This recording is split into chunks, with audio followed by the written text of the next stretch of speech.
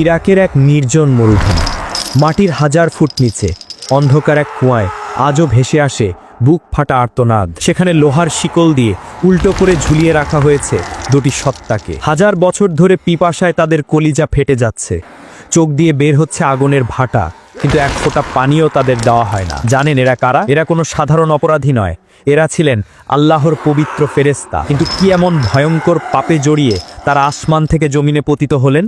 আর কিভাবে তাদের হাত ধরেই পৃথিবীতে জন্ম নিল জঘন্যতম ব্ল্যাক ম্যাজিক বা কালো জাদু? ফেরেশতা থেকে অভিশপ্ত শয়তানে পরিণত হওয়ার সেই লোমহর্ষক ইতিহাস জানতে ভিডিওটি শেষ পর্যন্ত দেখুন, গা শিউরে উঠবে আপনার। ইরাকের প্রাচীন নগরী ব্যাবিলন, জাঁকজমকপূর্ণ এক শহর, বিশাল বিশাল অট্টালিকা, ঝুলন্ত বাগান আর চারিদিকে অঢেল সম্পদ। কিন্তু এই সৌন্দর্যের আড়ালে লুকিয়ে আছে এক কদর্য রূপ। শহরের প্রতিটি গলিতে পাপের ছড়াছড়ি, মদ, জুয়া, ব্যভিচার আর খুনের নেশায় মত্ত সেখানকার মানুষ।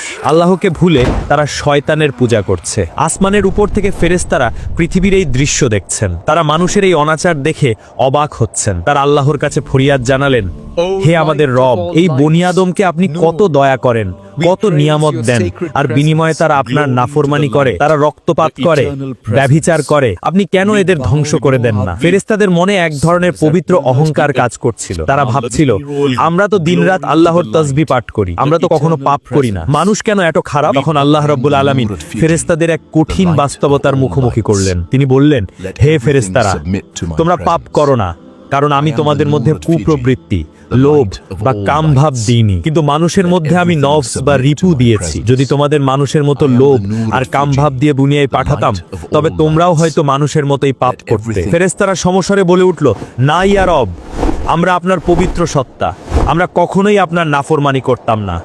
আমাদের যদি মানুষের স্বভাবও দেওয়া হতো, তবুও আমরা আপনার ইবাদতেই মগ্ন থাকতাম। শুরু হলো এক মহাজাগতিক পরীক্ষা। আল্লাহ বললেন, বেশ, তবে তোমাদের মধ্য থেকে এমন দুজনকে বেছে নাও যারা সবচেয়ে বেশি ইবাদত গুজার এবং পরহেজগার।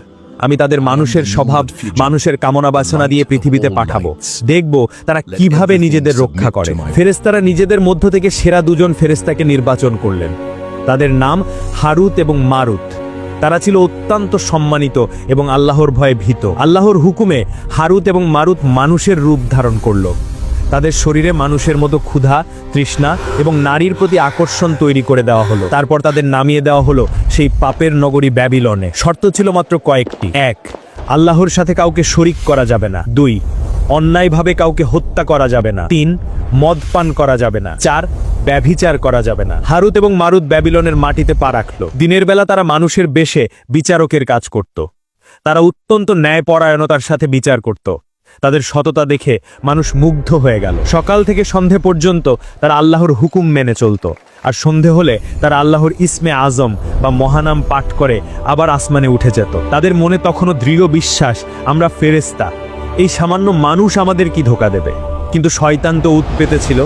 সে জানতো এদের দুর্বলতা কোথায়।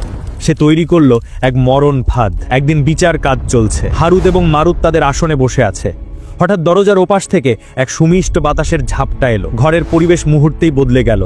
বিচারালয়ে প্রবেশ করলো এক নারী। ইতিহাসের কিতাবগুলোতে তার নাম এসেছে জোহরা। সে ছিল সেই সময়ের বা হয়তো পৃথিবীর ইতিহাসের অন্যতম সুন্দরী নারী। তার রূপের বর্ণনা দেওয়া মানুষের সাধ্যের বাইরে। তার চোখ ছিল হরিণের মতো টানা টানা, তার গায়ের রং ছিল দুধে আলতায় মেশানো।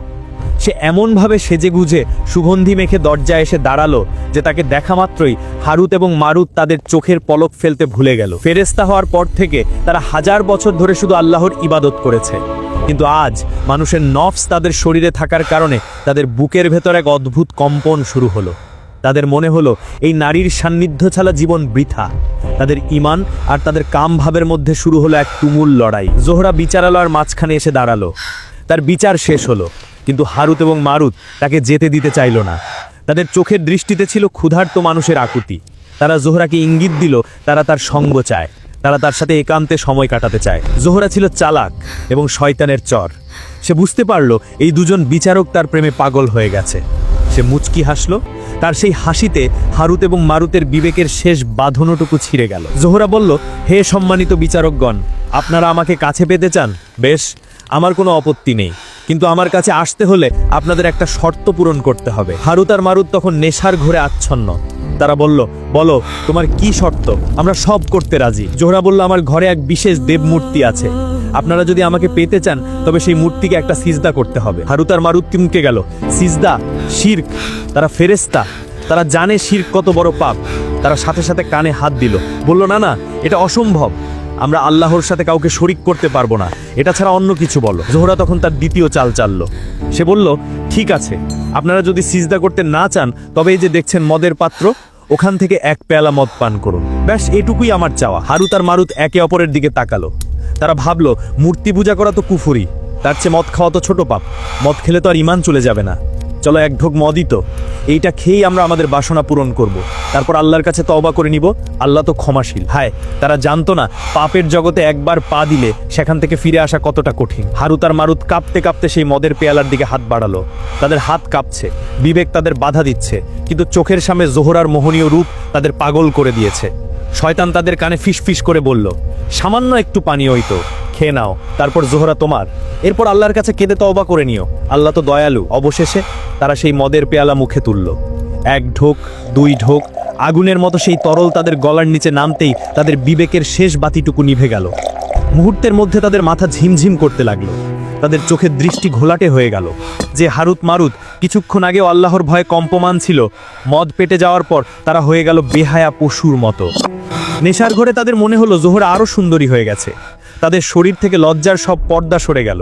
তারা জোহরাকে জড়িয়ে ধরল। হায়, যেই পাপকে তারা আসমানে থাকতে ঘৃণা করত, যেই ব্যভিচারকে তারা সবচেয়ে জঘন্য দাজ মনে করত, আজ সেই ব্যভিচারেই তারা লিপ্ত হলো। আল্লাহর পবিত্র ফেরেশতা মানুষের রূপ ধরে এক নিষিদ্ধ নারীর সাথে জঘন্যতম পাপে জড়িয়ে পড়ল। কিন্তু পাপ কখনো একা আসে না, পাপ তার সাথে আরো বড় বিপদ নিয়ে আসে। তারা যখন জোহরার সাথে পাপ কাজে লিপ্ত, ঠিক সেই মুহূর্তে ঘরের কোণে একটা শব্দ হলো। হারুত আর মারুত চমকে গেল। তারা তাকিয়ে দেখলো একজন সাধারণ মানুষ, হয়তো কোনো ভিখারি বা পথিক, ভুল করে ওই ঘরে ঢুকে পড়েছে এবং তাদের এই কুকর্ম নিজের চোখে দেখে ফেলেছে। নেশায় বুঁধে থাকা হারুত আর মারুত তখন হিতাহিত জ্ঞান শূন্য। তারা ভাবলো, এই লোক যদি এখান থেকে বের হয়ে যায় তবে তো সারা ব্যাবিলন শহরে আমাদের বদনাম ছড়িয়ে দেবে, সবাই জানবে আমরা জিনা করেছি। না, একে যেতে দেওয়া যাবে না। নেশার জিনা দিয়ে তাদের করিয়ে নিল তৃতীয় পাপ। তারা দুজন মিলে ওই নিরপরাধ মানুষটার উপর ঝাঁপিয়ে পড়লো। লোকটা বাঁচার জন্য চিৎকার করলো, কিন্তু শক্তিশালী হারুত আর মারুতের সামনে সে টিকতে পারলো না। তারা নির্মমভাবে, নিষ্ঠুরভাবে সেই লোকটাকে হত্যা করলো। একবার ভাবুন তো দৃশ্যটা, মেঝেতে পড়ে আছে একটা তাজা লাশ, রক্তে ভেসে যাচ্ছে ঘর, আর তার পাশেই দাঁড়িয়ে আছে আল্লাহর দুই প্রিয় ফেরেশতা। তারা মদ খেয়েছে, তারা ব্যভিচার করেছে, এখন তারা খুনি। মানুষ হত্যা করার মতো মহাপাপও তাদের হাত দিয়ে হয়ে গেল। এদিকে জোহরা সব দেখছিল। সে মুচকি হাসলো। সে বুঝতে পারলো এরা এখন পুরোপুরি তার হাতের মুঠোয়, এদের আর ফিরে যাওয়ার কোনো পথ নেই। জোহরা তখন তাদের বলল, আপনারা তো সবই করলেন, কিন্তু আমার একটা শেষ আবদার আছে। আপনারা প্রতিদিন সন্ধ্যায় কোন মন্ত্র পড়ে আকাশে উড়ে যান সেটা আমি দেখেছি। আমি জানি আপনাদের কাছে সেই গোপন নাম, আল্লাহর সেই ইসমে আজম আছে যা পড়লে আকাশে ওড়া যায়। আমাকে সেই নামটা শিখিয়ে দিন। হারুত আর মারুত তখন পাপের সাগরে হাবুডুবু খাচ্ছে। তাদের বিচার বুদ্ধি লোপ পেয়েছে। জোহরার আবদার মেটাতে তারা বিনা বাক্যে ব্যয়ে আল্লাহর সেই গোপন রহস্য, সেই পবিত্র ইসমে আজম জোহরাকে শিখিয়ে দিল। জোহরা তো এটাই চাচ্ছিল। মন্ত্রটা শেখা মাত্রই জোহরা সেটা পাঠ করলো, আর সাথে সাথে হারুত এবং মারুতের চোখের সামনে দিয়ে জোহরা শূন্যে ভেসে উঠল এবং আকাশে মিলিয়ে গেল। কিছুক্ষণ পর হারুত এবং মারুতের নেশা কাটতে শুরু করলো। ভোরের আলো ফুটল, তাদের মাথা থেকে মদের প্রভাব সরে গেল। তারা চোখ মেলে তাকালো। চারপাশে তাকাতেই তাদের কলিজা শুকিয়ে গেল। তারা দেখলো তাদের পাশে পড়ে আছে একটা রক্তাক্ত লাশ, তাদের শরীরে লেগে আছে পাপের চিহ্ন। তাদের মনে পড়ে গেল গত রাতের সব স্মৃতি। তারা মদ খেয়েছে, তারা জিনা করেছে, তারা মানুষ খুন করেছে। ভয়ে এবং লজ্জায় তারা চিৎকার করে উঠল। তারা ভাবলো, আমরা এই কি করলাম? হায়, আমরা তো ধ্বংস হয়ে গেছি। তারা দ্রুত সেই জায়গা থেকে পালানোর চেষ্টা করলো। তারা চাইলো তাদের সেই পবিত্র মন্ত্র ইসমে আজম পড়ে আবার আকাশে উঠে যেতে, আল্লাহর কাছে ক্ষমা চাইতে। তারা মন্ত্রটা পড়ার চেষ্টা করলো, কিন্তু হায়, তাদের মুখ দিয়ে কোনো শব্দ বের হলো না। আল্লাহ তাদের স্মৃতি থেকে সেই পবিত্র নাম মুছে দিয়েছেন। তারা ওড়ার জন্য ডানায় ভর দেওয়ার চেষ্টা করলো, কিন্তু তাদের ডানা আর নড়ল না। তারা বুঝলো আসমানের দরজা তাদের জন্য চিরকালের জন্য বন্ধ হয়ে গেছে। তারা এখন আর ফেরেশতা নয়, তারা এখন অভিশপ্ত কয়েদি। ঠিক তখনই আসমান থেকে ফেরেশতাদের কান্নার আওয়াজ শোনা গেল। আসমানে থাকা ফেরেশতারা যারা আগে মানুষের নিয়ে কটূক্তি করেছিল, তারা হারুত আর মারুতের এই পতন দেখে ভয়ে কাঁপতে লাগলো। তারা আল্লাহর কাছে সেজদায় লুটিয়ে পড়ে বলল, হে আল্লাহ, আপনিই মহাজ্ঞানী, আপনি যা জানেন আমরা তা জানি না। মানুষের নফস বা কুপ্রবৃত্তি সত্যি এক ভয়ঙ্কর পরীক্ষা, আমাদের ক্ষমা করুন। হারুত এবং মারুত মাটির দিকে তাকিয়ে অঝরে কাঁদতে লাগলো, কিন্তু তখন আর কান্নায় কোনো কাজ হবে না। আল্লাহর পক্ষ থেকে ওহী এলো, তোমরা আমার পরীক্ষায় ফেল করেছো, এখন তোমাদের শাস্তি পেতে হবে। তবে আমি তোমাদের একটা সুযোগ দিচ্ছি, তোমরা বেছে নাও, তোমরা কি দুনিয়ার শাস্তি চাও নাকি আখেরাতের বা পরকালের শাস্তি চাও। আসমান থেকে আসা সেই কঠিন প্রশ্নের মুখে হারুত এবং মারুত থমকে গেল। তাদের সামনে দুটি পথ খোলা, এক দুনিয়ার শাস্তি যা অত্যন্ত যন্ত্রণাদায়ক কিন্তু তার একটা শেষ আছে, দুই আখিরাতের শাস্তি অর্থাৎ জাহান্নামের আগুন যার কোনো শেষ নেই। তারা একে অপরের দিকে তাকালো, তাদের চোখ দিয়ে কখনো অনুতাপের পানি ঝরছে। তারা ভাবল, দুনিয়ার কষ্ট যতই ভয়ানক হোক, কিয়ামতের দিন তো তা শেষ হয়ে যাবে, কিন্তু আল্লাহর ক্রোধ নিয়ে অনন্তকাল জাহান্নামে জ্বলার ক্ষমতা আমাদের নেই। তাই তারা কাঁপতে কাঁপতে আকাশের দিকে তাকিয়ে বলল, হে আমাদের রব, আমরা দুনিয়ার আযাবই মাথা পেতে নিচ্ছি। আমরা দুনিয়াতেই আমাদের পাপের প্রায়শ্চিত্ত করতে চাই, যাতে কিয়ামতের দিন আপনার দয়া পেতে পারি। আল্লাহ তাদের ফয়সালা কবুল করলেন। এরপর আসমান থেকে ফেরেশতারা নেমে এলো। যেই হারুত মারুতকে ফেরেশতারা একদিন সম্মান করত, আজ তাদের পায়ে পরানো হলো বিশাল ও ভারী লোহার শিকল। তাদের ডানাগুলো আগেই অকেজো হয়ে গিয়েছিল। ফেরেশতারা তাদের টেনে হিচড়ে নিয়ে গেল ইরাকের সেই ব্যাবিলন শহরের এক নির্জন প্রান্তে। সেখানে মাটির গভীরে অন্ধকার এক কুয়া খনন করা হলো। সেই কুয়ার ভেতর তাদের দুজনকে মাথার নিচে এবং পা উপরে দিয়ে অর্থাৎ উল্টো করে ঝুলিয়ে দেওয়া হলো। ভাবুন সেই শাস্তির ভয়াবহতা। তাদের চোখের পাপড়িগুলো কেটে ফেলা হলো যাতে তারা চোখ বন্ধ করতে না পারে। তাদের সামনে আগুনের কুণ্ডলি বা ধোঁয়া রাখা হলো যা তাদের চোখে জ্বালা ধরায়। পিপাসায় তাদের জিভ বেরিয়ে আসে, বুক ফেটে যায়, কিন্তু এক ফোঁটা পানিও তাদের দেওয়া হয় না। কিয়ামত পর্যন্ত, সিংগায় ফু দেওয়ার আগ পর্যন্ত তারা এভাবেই ঝুলতে থাকবে। কিন্তু গল্পটি এখানেই শেষ নয়। তাদের শাস্তির সাথে সাথে আল্লাহ মানবজাতির জন্য এক নতুন পরীক্ষাও জুড়ে দিলেন। সেই কুয়াটি হয়ে উঠল এক রহস্যময় স্থান।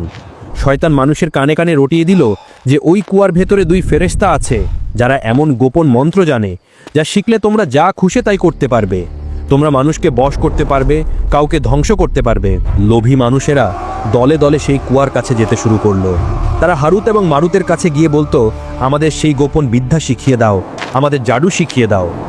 তখন হারুত এবং মারুত তখনও তাদের ভালো সত্তা হারায়নি। কেউ যখন জাদুর লোভে তাদের কাছে যেত, তারা শিকলবন্দি অবস্থায় চিৎকার করে বলতো, হে মানুষ, সাবধান, আল্লাহর ওয়াস্তে ফিরে যাও। আমরা হলাম আল্লাহর পক্ষ থেকে তোমাদের জন্য একটা পরীক্ষা বা ফিতনা। আমরা যা জানি তা শিখলে তোমার ঈমান থাকবে না, তুমি কাফের হয়ে যাবে। খবরদার, কুফরি করো না। কিন্তু মানুষের নফস তো বড় লোভী। তারা আসতো, তারা বলতো, আমরা জাহান্নামে যেতে রাজি, তবু আমাদের জাদু শেখাও। আমরা আমাদের শত্রুকে ধ্বংস করতে চাই, আমরা অমুক নারীকে বশ করতে চাই। যখন মানুষ কিছুতেই শুনতো না, তখন হারুত মারুত বাধ্য হয়ে তাদের সেই গোপন জাদুর মন্ত্র শিখিয়ে দিত। আর সেই জাদু কি ছিল? আল্লাহ কোরআনে বিশেষভাবে উল্লেখ করেছেন, তারা তাদের কাছ থেকে এমন জাদু শিখত যা দিয়ে স্বামী এবং স্ত্রীর মধ্যে বিচ্ছেদ ঘটানো যায়। চিন্তা করুন, শয়তানের সবচেয়ে প্রিয় কাজ হলো স্বামী স্ত্রীর সংসার ভাঙা। আর এই জঘন্য বিদ্যার উৎপত্তি হয়েছিল সেই ব্যাবিলনের কুয়া থেকে। মানুষ সেখান থেকে ব্ল্যাক ম্যাজিক বা কালো জাদু শিখে সমাজে ছড়িয়ে দিল। এভাবেই পৃথিবীতে জাদুর বিস্তার ঘটল। আজ হাজার হাজার বছর পার হয়ে গেছে। বিশ্বাস করা হয় ইরাকের কোনো এক অজানা মরুপ্রান্তরের মাটির নিচে সেই কুয়ার ভেতরে হারুত মারুত আজও উল্টো হয়ে ঝুলে আছে। তারা প্রতিটি মুহূর্তে আল্লাহর শাস্তির স্বাদ ভোগ করছে। তারা অপেক্ষা করছে কিয়ামতের সেই দিনের, যেদিন তাদের এই কষ্টের অবসান হবে। এই ঘটনাটি আমাদের জন্য এক বিশাল সতর্কবার্তা। প্রথমত, পাপের প্রতি ঘৃণা। ফেরেশতা হয়েও তারা নারী এবং মদের ধোঁকায় পড়েছিল। আমরা তো মাটির মানুষ, তাই কখনো নিজেকে নিয়ে অহংকার করা উচিত নয়। সবসময় আল্লাহর কাছে শয়তানের ধোঁকা থেকে পানাহ চাইতে হবে। দ্বিতীয়ত, জাদুর ভয়াবহতা। জাদু সত্য, কিন্তু জাদু করা এবং জাদু বিশ্বাস করা দুটোই কুফরি। যারা জাদু করে পাঠে যায়, যারা তাবিজ কবজ দিয়ে মানুষের ক্ষতি করতে চায়, কিংবা স্বামী স্ত্রীর মধ্যে ঝগড়া লাগাতে চায়, তারা আসলে হারুত মারুতের শেখানো সেই কুফরি পথই অনুসরণ করছে। এদের ঠিকানা জাহান্নাম। মনে রাখবেন, জাদুকর আপনার ক্ষতি করতে পারে, কিন্তু আল্লাহর হুকুম ছাড়া গাছের একটা পাতাও নড়ে না। তাই জাদুর ভয় না পেয়ে আল্লাহর ওপর ভরসা রাখুন। ভিডিওটি শেষ করার আগে আসুন আমরা সবাই মিলে একবার পড়ি, আউযু বিল্লাহি মিনাশ শাইতানির রাজিম। হে আল্লাহ, আমরা সব ধরনের জাদু, টোনা এবং শয়তানের কুমন্ত্রণা থেকে তোমার কাছে আশ্রয় চাই। আমাদের ঈমানকে তুমি হেফাজত করো। আজ আপনার একটা শেয়ারের কারণে হয়তো কোনো এক ভাই বা বোন এই ভয়ঙ্কর গুনাহ সম্পর্কে জানতে পারবেন। হয়তো কোনো এক বিপদগামী মানুষ জাদুর পথ ছেড়ে তওবা করে ফিরে আসবেন। ভাবুন তো, কিয়ামতের দিন এই ছোট্ট আমলটাই হয়তো আপনার নাজাতের ওসিলা হয়ে যাবে। তাই সওয়াবের আশায় দিন প্রচারের সাথে ভিডিওটি এখনই শেয়ার করে দিন। আল্লাহর প্রতি ভালোবাসা আর ভয় যদি আপনার অন্তরে থাকে তবে ভিডিওটিতে একটি লাইক দিতে ভুলবেন না। ইনশাআল্লাহ দেখা হবে পরের ভিডিওতে। আল্লাহ আমাদের সবাইকে সব ধরনের শিরক এবং জাদু থেকে হেফাজত করুন। আমিন।